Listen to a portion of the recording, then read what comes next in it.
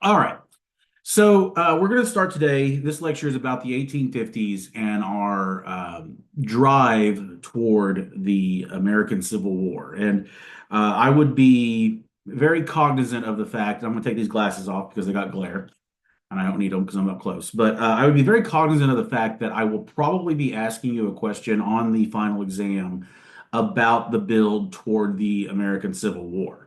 And so it's very important to understand what's going on with the battle between the states and the federal government and everything leading up to when the war actually begins in 1860. So the 1850s is when the wheels start to come off of the United States. We have spent years and years and years trying to keep the country together. It was pretty much understood that there were regional divides and that slavery was going to be an issue. If we look back in the 1840s, we have added the territory from the Mexican American War. Politically speaking, the country basically has two political parties, the Whigs and the Democrats. And the Whigs are prominent in the North, especially the Northeast. And the Democratic Party, like it's always been, is a party that is very convoluted. It is a party that is representing Southern landowners, but also representing it's a party that's representing Southern landowners, but it's also representing Northern Catholic immigrants. So the Democratic Party is a national party, but its power base is ultimately in the South, in the southern region of the United States. All that being said, and we talked in class last time that there are these background issues. And so the Mexican American War adds all that territory that we have out west. We have, California, which is going to become a state, New Mexico, Utah, Nevada, all those. And slavery is really the question. And that's what leads us, and we're going to go back and talk about this for just a second. But that compromise of 1850, I mean, again, we had the compromise of 1820 with Maine and Missouri, the Missouri Compromise, if you want to call it that. That's interchangeable. Compromise of 1820, Missouri Compromise. But the issue of slavery is about whether or not slavery is going to expand. And when we get all this land that we've added out west, are we going to let slavery go out and be there? And the question is hard to answer. Now, the vast majority of people that go to California are immigrants from the Northeast. They are not Southerners. They are not taking slaves with them. They don't have money for slaves. They are going out to mine and make a fortune, try to make a fortune. Many of them will fail. And what we end up getting in that compromise of 1850 is California is admitted as a free state. And then, so the what the Whigs or the Northerners gets is that California is admitted as a free state and the slave trade is ended in Washington, D.C. What the South gets is that there will be a stronger Fugitive Slave Act, and this is going to be very, very difficult for Northerners to think about, and we'll talk about that in a minute.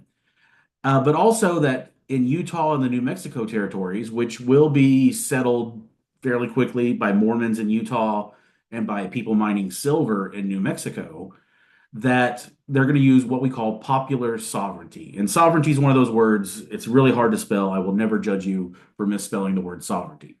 But basically, they're going to let people vote on whether or not they want to have slaves. This seems like it is a viable answer to what is going on with the spread of slavery in the United States. But is it going to last? And the answer is no, it's not going to last.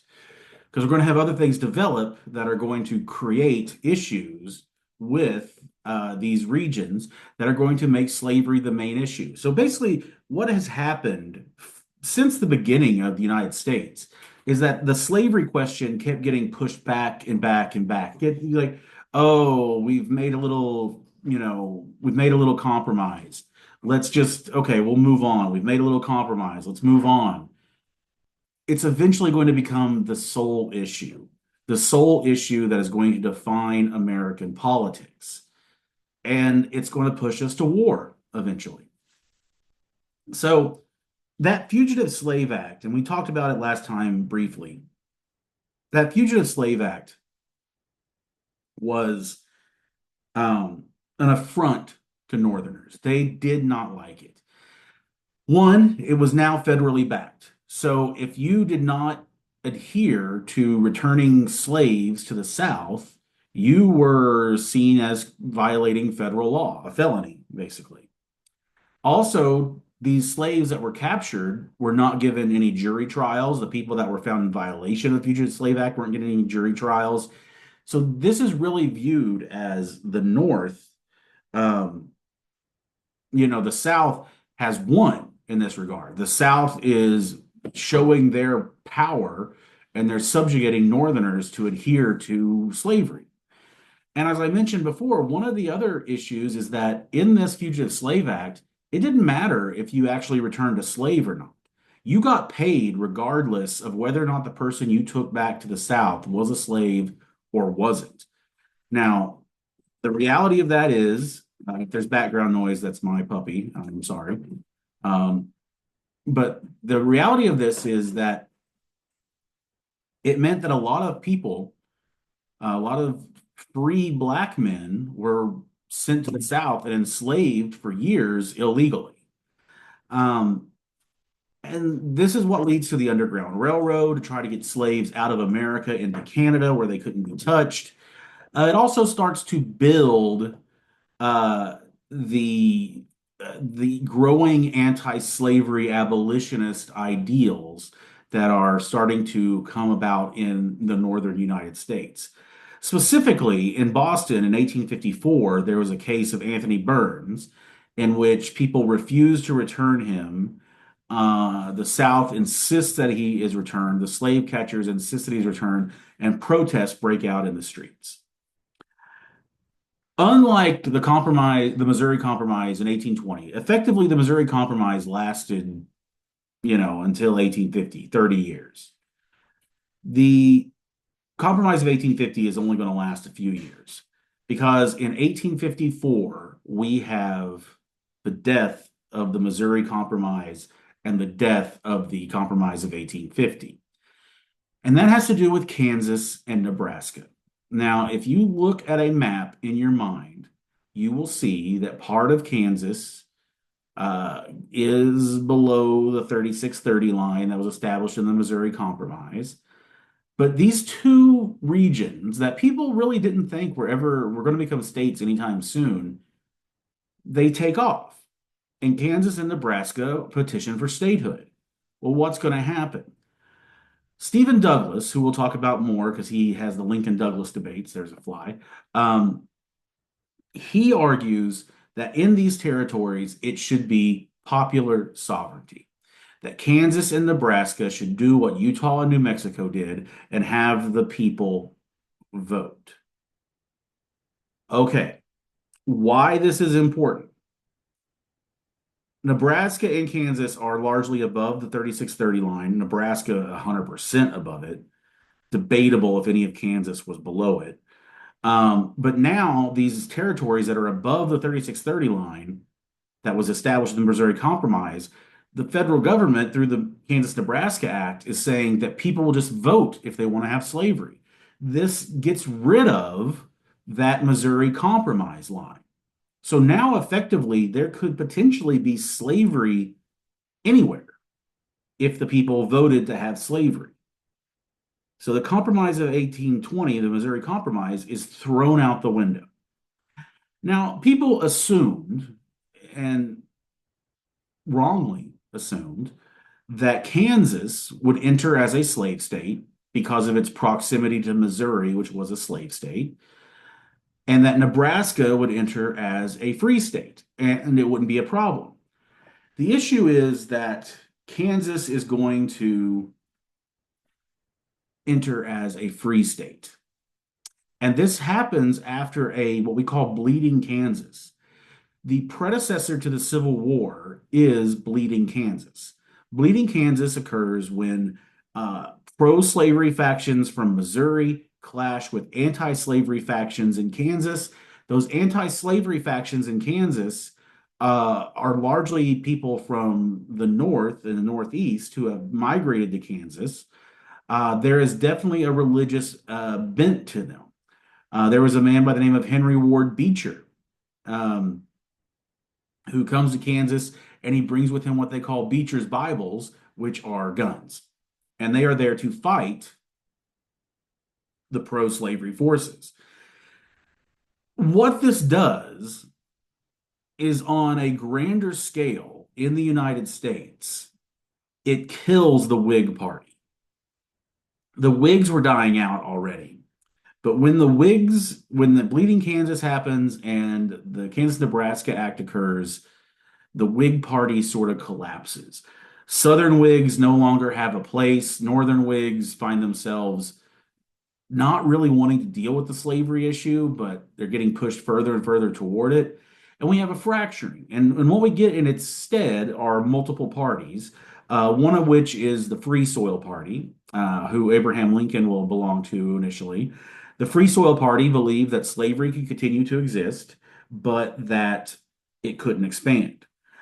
You also get the Know Nothing Party. The Know Nothing Party was basically a party that was anti-immigrant. And the reason why they're called the Know Nothings is they had a secret knock at their clubs. And when you knocked, you would say, I know nothing. Yes, it's pretty dumb, but they splinter off. And there's Liberty Party. All these parties will eventually come together after the Kansas-Nebraska Act and form the early Republican Party. Now, as I've said numerous times, I want you to understand that the Republican Party of the 1850s is completely different than the Republican Party of the latter half of the 20th century or the 21st century. This is a party that wants federal control. They want federal regulation. They are more like the modern Democratic Party than they are the modern Republican Party. But the Whigs are dead and the Republicans rise. But meanwhile, Kansas is on fire. We get the John Brown raids in Pottawatomie, Kansas, and these are massacres. I mean, these are violent, bloody affairs. John Brown will eventually be caught and executed, but he is decapitating people in the name of abolition. You have the Border Ruffians coming from Missouri. They're rigging elections. Kansas goes back and forth between having a pro-slavery government and an anti-slavery government. And eventually, the anti-slavery government wins out. Meanwhile, back in Congress, you have what is known as the Sumner-Brooks Affair. And in the Sumner-Brooks Affair, Senator Sumner, who is from the North, is attacked by a congressman by the name of Brooks. And Sumner was attacking another senator from South Carolina, and that guy wasn't there. Brooks heard about this. He goes to Sumner's office and beats him with his cane. So a congressman, a member of the House of Representatives, went to a senator's chambers, his office, and physically beat him with a cane. Sumner would not return to office for a year or two after he had to sort of rehabilitate. But this is a complete breakdown. It is clear that slavery is the issue. Now, again, we can sit there and we can talk about it and we can say that it's about states' rights, it's about economy, it's about this and that and whatever, but slavery is the core issue. Slavery is the core issue. Well, as we move forward, this whole debate about slavery is brewing in the background. Henry Clay is going to die. He was the great compromiser. Then we get to 1857 and the Dred Scott decision. Now, we haven't talked a lot about this to this point in this class. We talk about it more if we were in the other class that goes post-Civil War. But the Dred Scott decision is a manufactured court case. And when I say a manufactured court case, I mean it's a court case that is meant to accomplish something. And what happens is that Dred Scott is a former slave, or is a slave, and his master dies, and his master wills his slave to his friend who is a doctor. This doctor lives in Ohio. Now, Ohio is not a slave state. Dred Scott is the name of the slave. Dred Scott is living in Ohio and encouraged by his new master, he sues his new master for his freedom based upon the fact that he lived in Ohio, which was not a slave state. So follow me on this. There's a slave who is suing his master. His master is okay with this. His master wants him to sue because his master does not support slavery. I know it's a little convoluted. That's what's going on. Unfortunately, it backfires horrifically. And what we get is that in the Supreme Court ruling, the Supreme Court basically says that they can't rule on the case because slaves, African Americans, are not U.S. citizens. Roger B. Taney is the Supreme Court Chief Justice, and he basically says the Supreme Court can't hear this case because African Americans are not citizens, and therefore we can't hear cases about African Americans.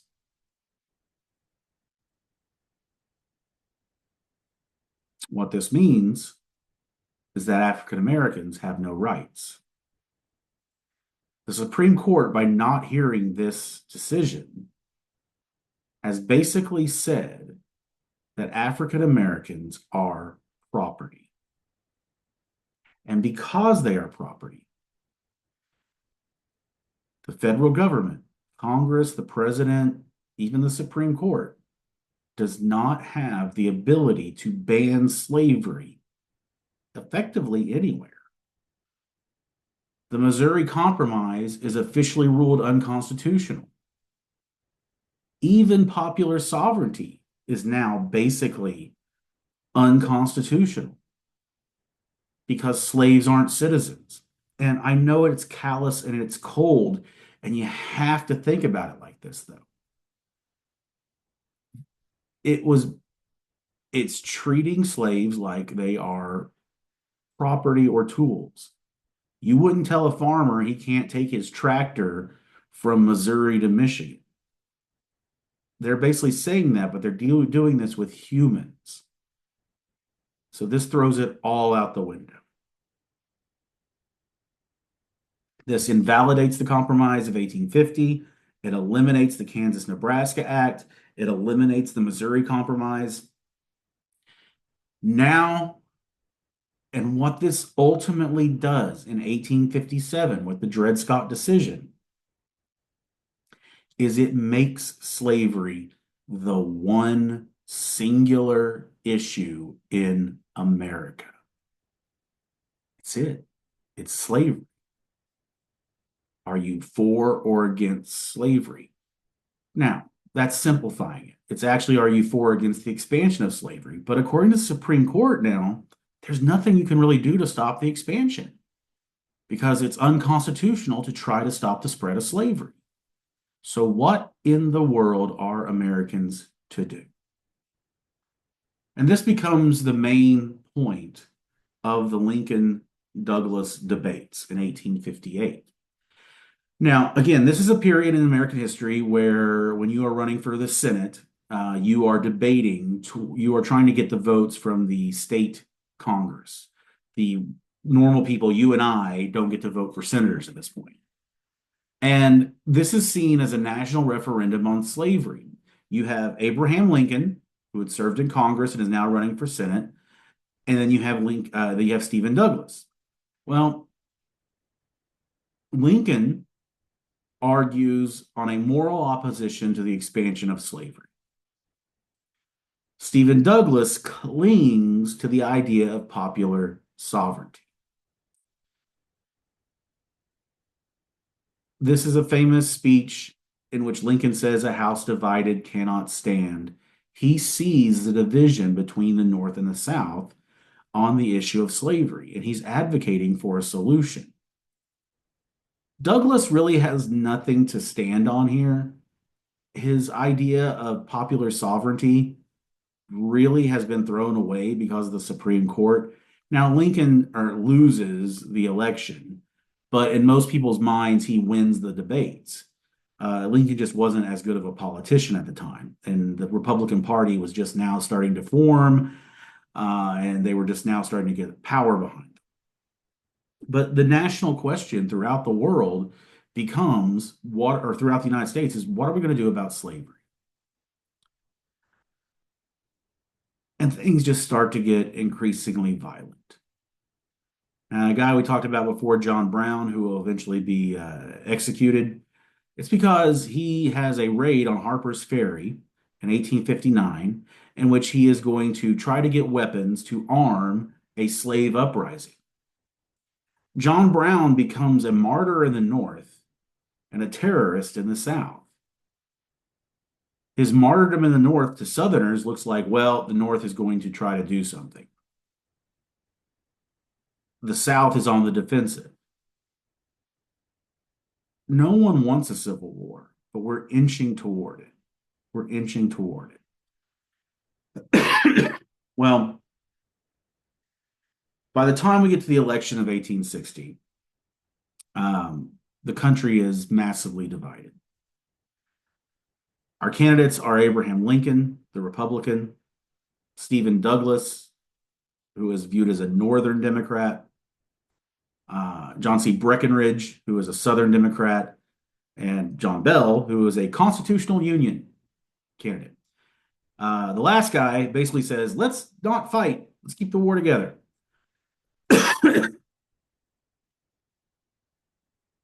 Because there is a split in the Democratic Party between Breckinridge and Douglas, Lincoln is able to win this election. He wins this election without Southern states and becomes the president of the United States. Shortly after, Southern states will start to secede from the Union. They will form the Confederate States of America, and it will lead us to the Civil War. So, this is short and sweet. I'm sure you guys are not upset about that. But next week, we will talk about the ramifications of all of this. We'll discuss the Civil War. We'll wrap up the class for the semester, and then we'll get on to the finals, and then you guys can matriculate on to whatever else is in your future. Thank you guys for being here tonight. Thank you guys that are not here for watching and listening to this lecture. I appreciate you. Have a good evening.